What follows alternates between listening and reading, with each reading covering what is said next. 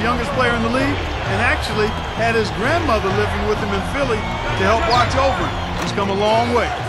That's good. Yeah, 3 out of 4 from the floor, so a good start for this club. Dishes it to Hawes. Boozer picks him up. Straight up. It's been a quick start here for Chicago. 4-point game.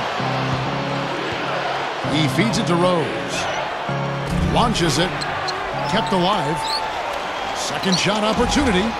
Rose can't get that one to fall. Boy, he had a good look there. Got to take those when they come.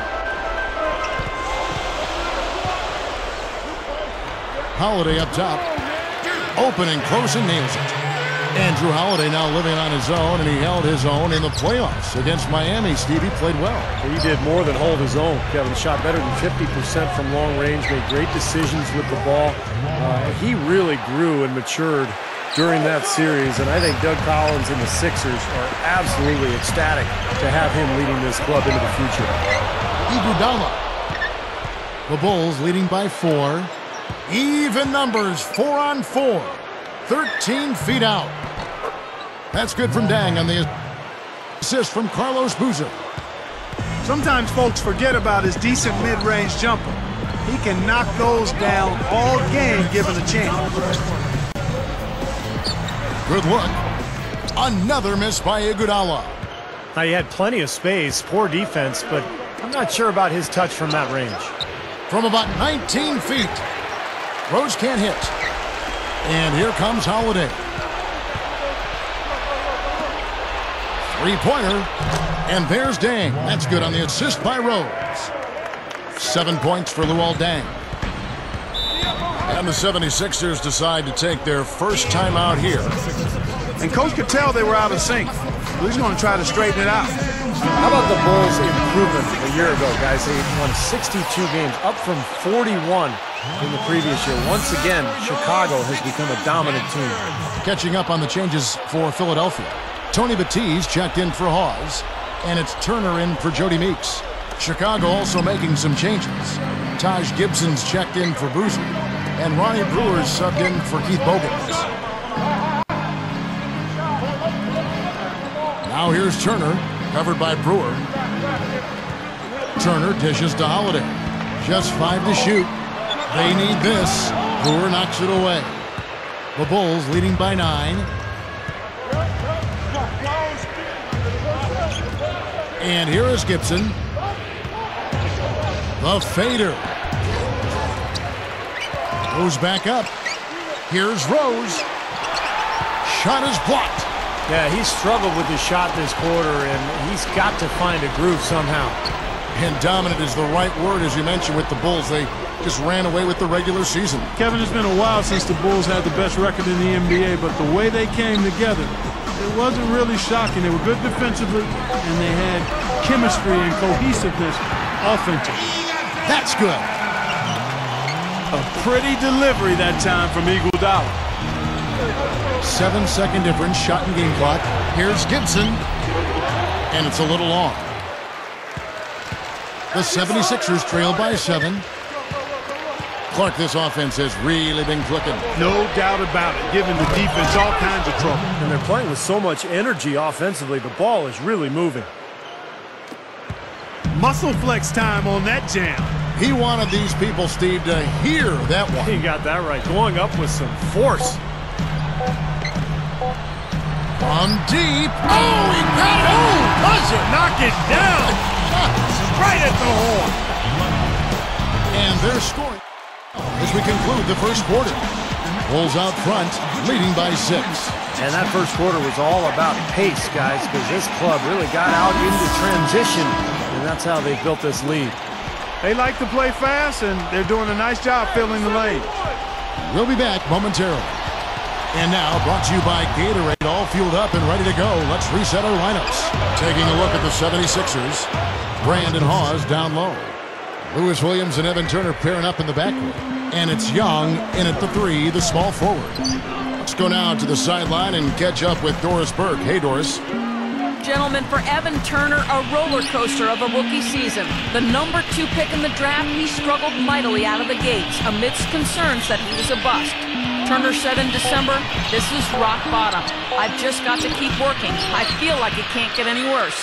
The only way it can go is up." The one glimmer was that Turner said he's always been a slow starter. "In high school, I didn't start off the best, but I worked my way to the top by the end. In college, the same thing. I know I started off slow, but I end up dominating." And guys, by the playoffs, Turner had a breakthrough performance, showing he may be ready to fulfill his promise. A slow starter, but he finishes strong. Doris, thanks. Yeah, and it had to be a relief to see him play that well against a great Heat team in that first-round playoff matchup. I really like the fact, guys, that Philly was able to battle their way back into the playoffs last season and just ended up running into a very focused and supremely talented Miami Heat team. Screen by Brand. Here's Williams, and he gets the shot to fall after coming off the pick. He took advantage of that pick, and he did the rest, knocking down the J. Back to that playoff series we were talking about, Clark. Philly gave it their best, but Miami just had too much power for them. They did win a game in Philadelphia on that Sunday afternoon. I think it was Easter Sunday, isn't it? Yeah, I think you're right. Nice win for Doug Collins and those Sixers. But, Steve, this is just the beginning, I think, for the 76ers. Yeah, I thought it was a great win for Philadelphia. Just winning that one game kind of validated what they accomplished during the regular season, and it sets the stage for what comes next. Watson with it. Here's Gibson. And again, no good by Chicago. Left side, Williams. Leans. Nice touch on the bank shot. And now it's only a 5-point Bulls lead. He was really a non-factor in that first quarter, but he's found a way to step it up here. You know, in a lot of ways, Kevin, Lou Williams had another good year, but took a step back in a couple of areas. The primary one was a shooting percentage. I think he took more bad shots last season.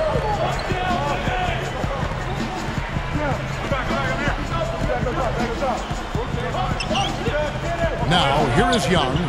Still looking to get on the scoreboard. Backing down his Brand. They get a hand on it. Boy, you got to love that kind of anticipatory defense. Watson's shot is off. Well, back to Williams. Clark was just talking about Lou. He shot so well in 2010, hitting 47% of his shots.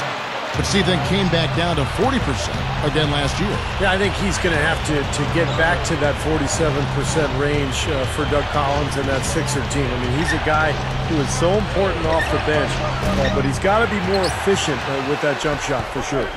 The 76ers trail by 5. And there's the feed to Turner. Young inside. Open look. And it's Chicago with the rebound. Lets the 3 fly. And again, no good by Chicago. Now the 76ers with it. Trailing by 5. He's covered by Deng. And Young kicks to Williams. Young passes to Turner. Brewer grabs the board. The Bulls leading by 5. Time running down now at the end of the quarter. They could go 2 for 1 if they decide to. And I think that's what they need to do if the shot's there. And he's starting to pick things up here after a tough first quarter. Here's Young, looking for his first bucket of the game.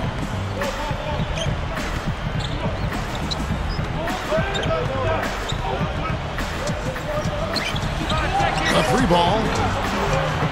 And there's Williams. That's good on the assist by Turner. He's finally starting to get it going here offensively. Slowing it down here, smart. Play for the last shot of the quarter. Yeah, I like that. I mean, dribble it down to 6 seconds or so and then go. That way you got a chance for a second shot if you miss. Watson dishes to a sheet. Here's Brewer. Lays it in without an inch of room around him. And the Bulls lead by 6. And we've reached halftime in this one. And we'll be back in just a moment. And welcome to the HP Halftime Report of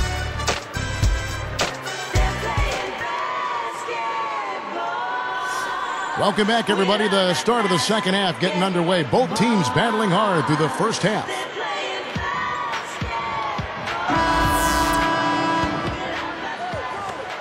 Here's Holiday.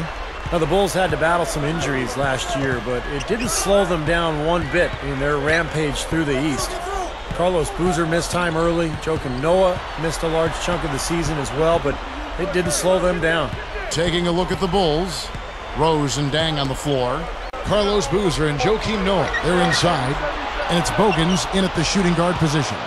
The Bulls leading by 6. Let's check out what Doris Burke has for us. Well, for Doug Collins, he is no stranger to the NBA, having spent almost 4 decades in the league. He's seen a lot of ups and downs and says, I've always felt that the measure of the man is really not how you deal with success, but how you handle those failures and where you go from that and how you grow. I don't know of a man that's ever walked back to his hotel and questioned himself after he's been successful. That's for sure, guys. Thanks as always, Doris. Doug Collins certainly has seen it all in his time here. Yeah, no question about that. 4 decades in this league. You know he's got a pretty good perspective on the roller coaster ride of the NBA. Stevie talked about the injuries. Boozer, Clark, you come to expect it a bit with the Bulls, but they didn't miss a beat. They had the depth to make up for it. I mean, Boozer's injury clearly was a problem, but then Noah was out for a while as well, and they really missed his length and activity, particularly on defense and on the boards. Could you imagine their record if they had stayed healthy all year? It would have probably been close to that 70 mark. Absolutely, you're right. And here are the 76ers following the score by Derrick Rose. Noah up on top. Right side, Dang. Fires from deep. And Elton Brand pulls it down. Brand's got 3 rebounds so far in the game.